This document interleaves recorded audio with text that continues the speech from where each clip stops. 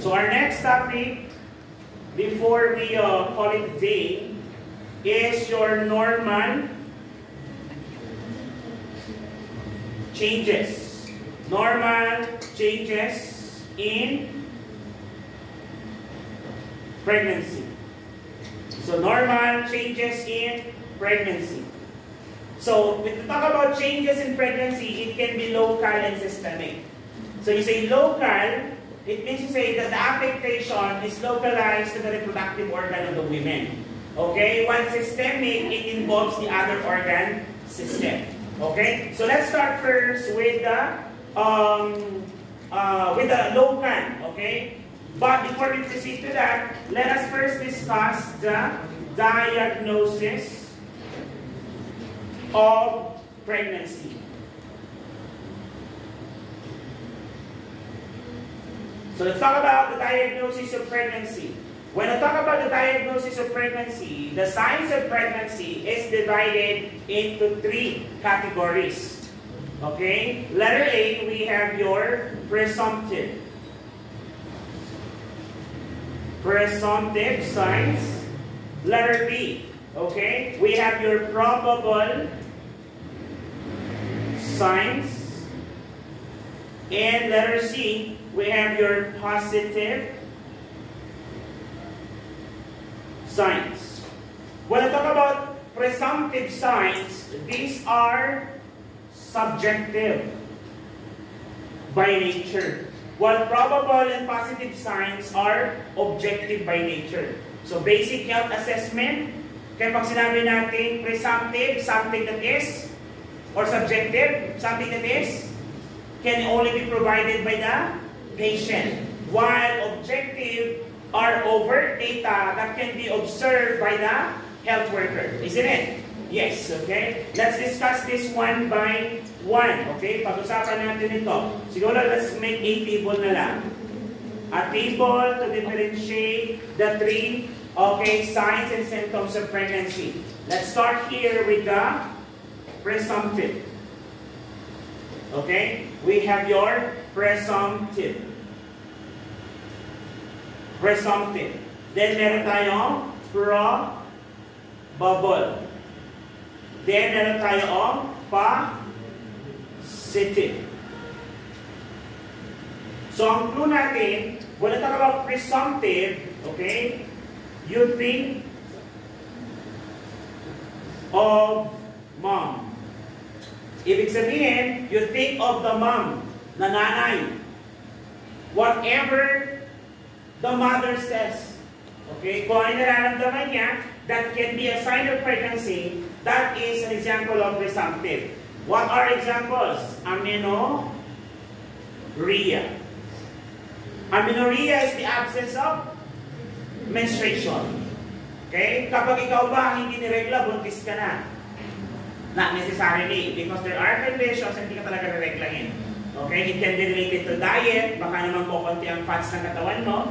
It can be naman psychological, like for example, if you have anorexia nervosa, wherein you are not totally eating, take note that the lesser fats you have, the more irregular your menstruation will be. Kaya ang babae, mas maraming fats kesa muscles.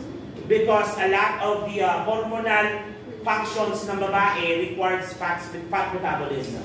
Okay? So amenorrhea is one of that. Ano pa? Nausea and vomiting. Pagsusuka. We commonly refer to this as your morning sickness. Okay? Morning sickness.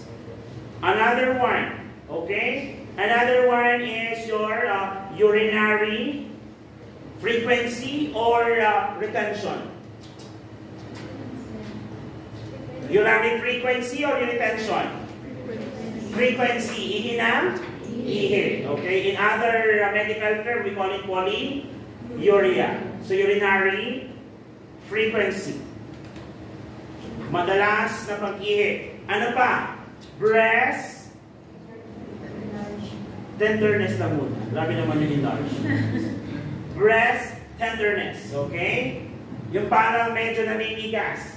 Breast tenderness can also occur during menstruation, isn't it? That's why you don't do breast self-examination during your menstrual period or ovulation period. Okay? So that is your presumptive sign. So things that the mother will describe or verbalize. Clear? So think of mom. Probable naman po, think of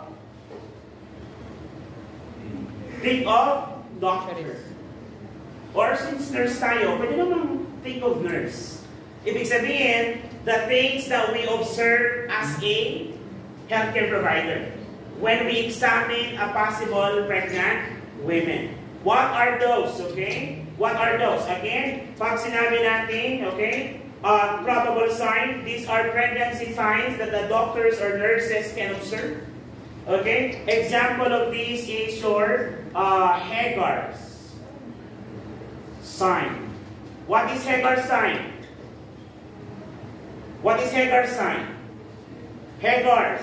What reproductive organ is involved? Is it the cervix, the vagina, or the uterus?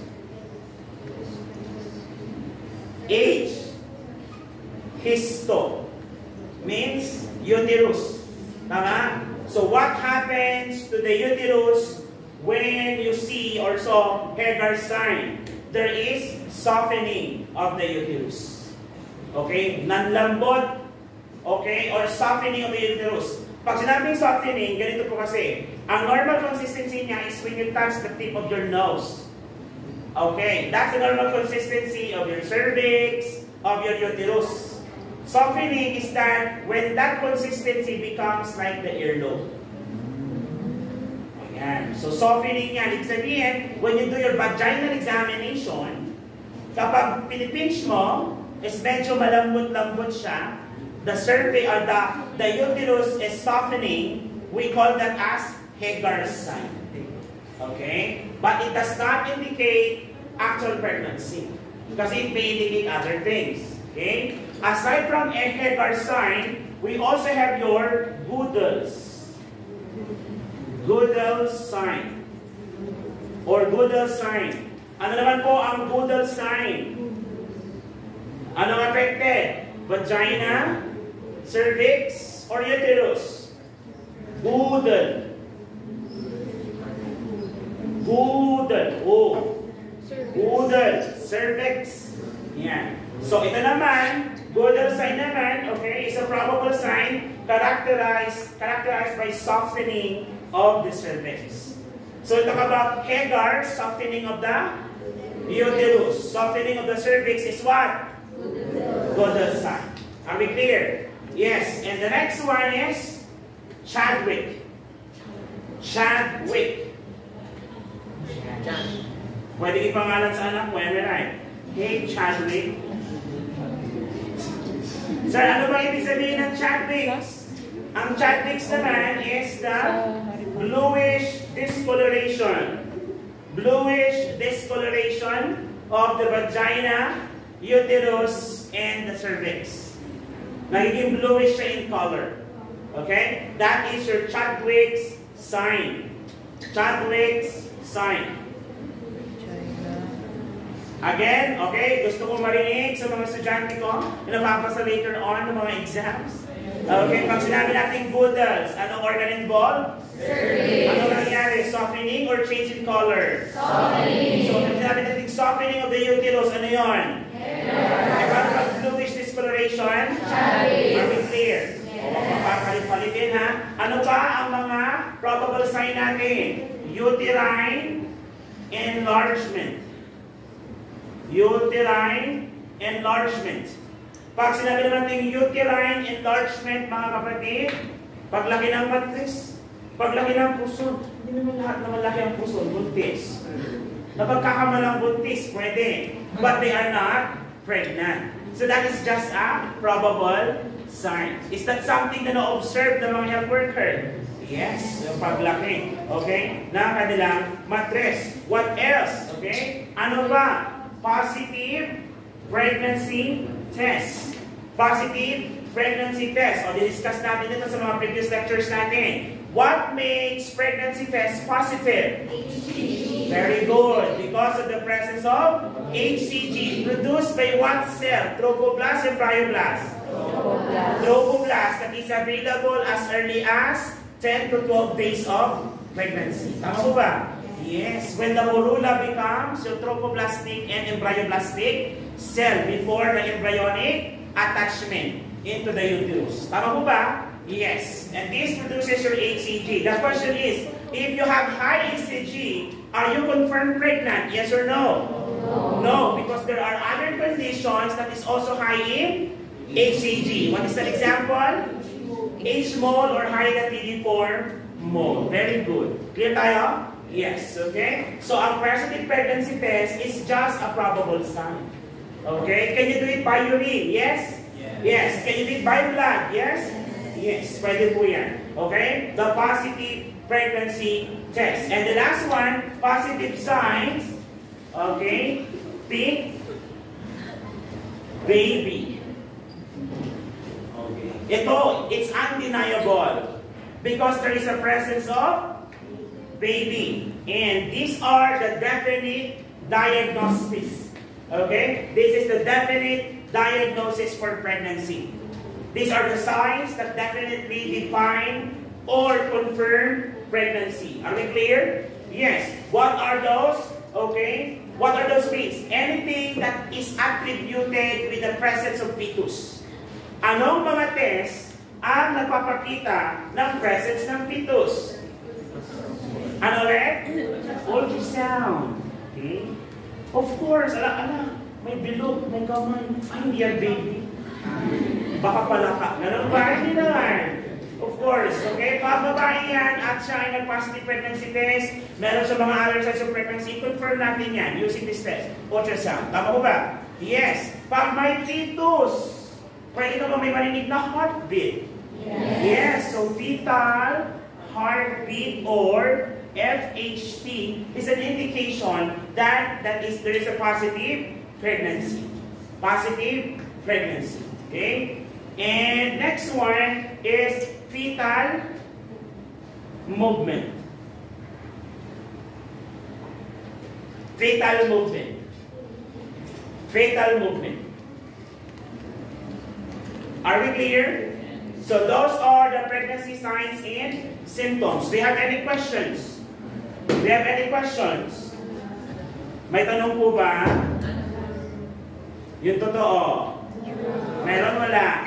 O sige nga. Okay, sabihin sa akin kung probable, positive, or presumptive. Probable, positive, or presumptive. Ultrasound.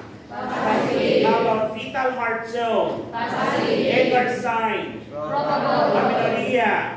Presumptive. Urinary frequency. Presumptive. How about your fetal movement? Positive. Edwards sign. Probable. Chadwick sign. Probable. Uterine enlargement. Probable. Breast tenderness. Presumptive. A high HCG level. Probable. Ultrasound. Positive. Amenorrhea. Presumptive. Nausea and vomiting. Presumptive. Goodall sign. Probable. Edwards sign. Probable. Ano na tawag sa bluish discoloration of the vagina? Ano na softening of the cervix? Goodall sign. Ano na yung softening of the uterus? Nagets nyo po ba? Okay? Nagets nyo? Any question?